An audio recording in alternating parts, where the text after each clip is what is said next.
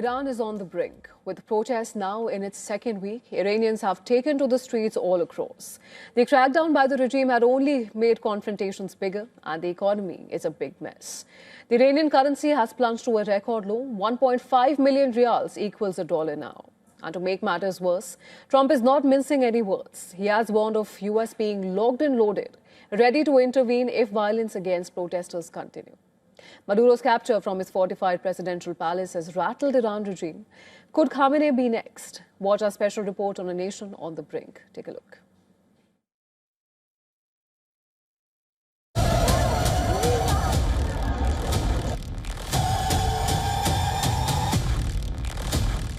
The first spark ignited on 28th December 2025.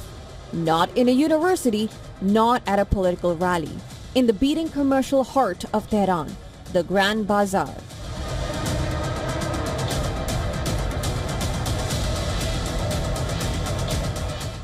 Traders closed shops and took to the streets over soaring inflation and the sharp devaluation of the local currency.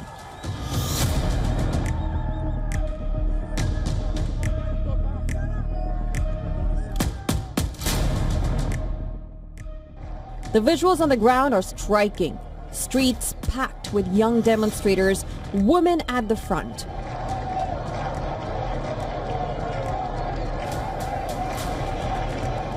People chanting for freedom and an end to corruption. Markets that should have been full of trade are instead full of protest banners.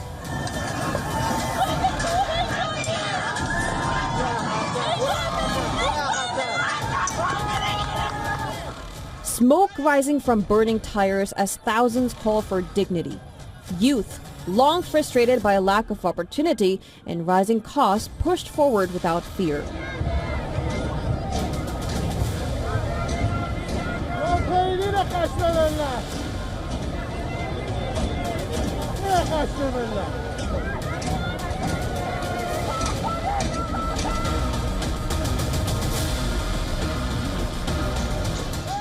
The regime's response has been lethal.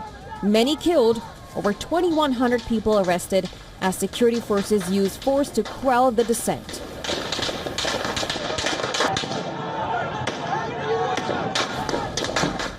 High-ranking officers, including a police commander in Iran, known for crushing activists, killed in the chaos.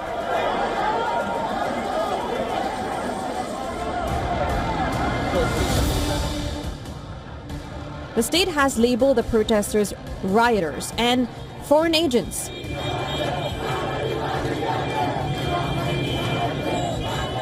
Supreme Leader Ayatollah Ali Khamenei acknowledges the economic demands of protesters in Iran, but warns that there will be no quarter for rioters.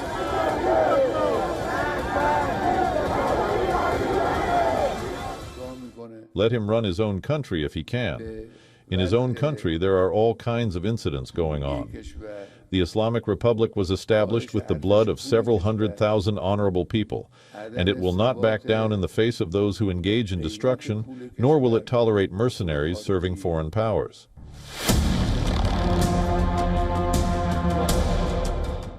At 86, Khamenei is facing his ultimate test of survival, while President Pezeshkian accepts that the Iranian government is at fault.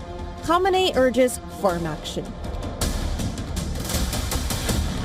Protesters are chanting slogans against the supreme leader, his posters burnt and statues destroyed. What is abundantly clear to me is that the system at large in Iran, the political establishment, is at a dead end. And so without accommodation, without change in policy, but also in its position vis-a-vis protesters and perhaps the structure of governance in Iran, things are going to deteriorate. The engine of this fury is an economy in total freefall. Following the June war with Israel and the return of snapback UN sanctions, the rial has collapsed to 1.5 million against the US dollar. Inflation has soared to 42%, while food prices have jumped a staggering 72%.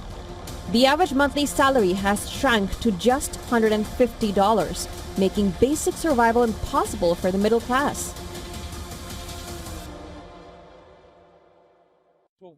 A week ago, I bought a tray of eggs for 2,200,000 rials. Today, I bought one for 3,500,000. Prices of other goods like cooking oil and rice have gone up. A liter of cooking oil, which used to be 790,000 rials, is now 1,350,000 rials. And as the government announced, prices for other goods will rise by 50% to 100%. As goods become more expensive, costs for all services will increase too. The price hikes will spread into other areas of people's lives.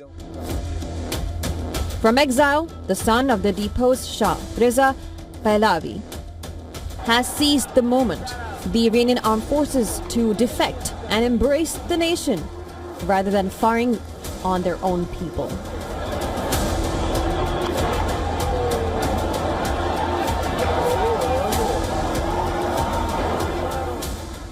This is a direct message addressed to Iran's armed and security forces, you who wear a military uniform to defend the Iranian nation and who are now facing a historic choice. While his actual support on the ground is debated, pro-monarchy slogans are being heard in the streets of Qom and Shiraz for the first time in generations. For many, the Pahlavi name has become a rallying point for those who want a return to secular, modern Iran.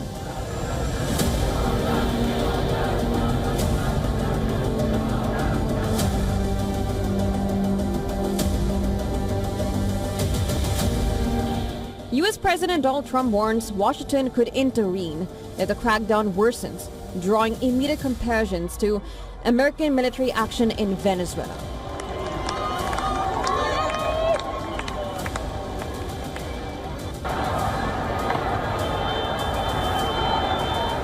We're watching it very closely. If they start killing people like they have in the past, I think they're going to get hit very hard by the United States. Iran's military warns that Iran is now far more prepared and stronger to face any attacks, threatening a decisive response to any action. It considers a breach of sovereignty. Iran's armed forces have been placed at the highest level of readiness.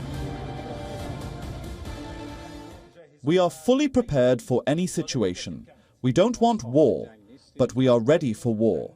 We are also ready for negotiations, but only negotiations that are based off mutual interests and respect. Iran is now at a crossroads.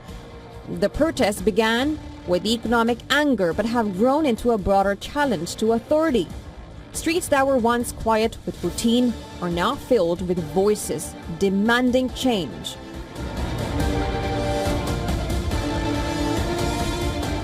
How Tehran responds next will shape the country's future.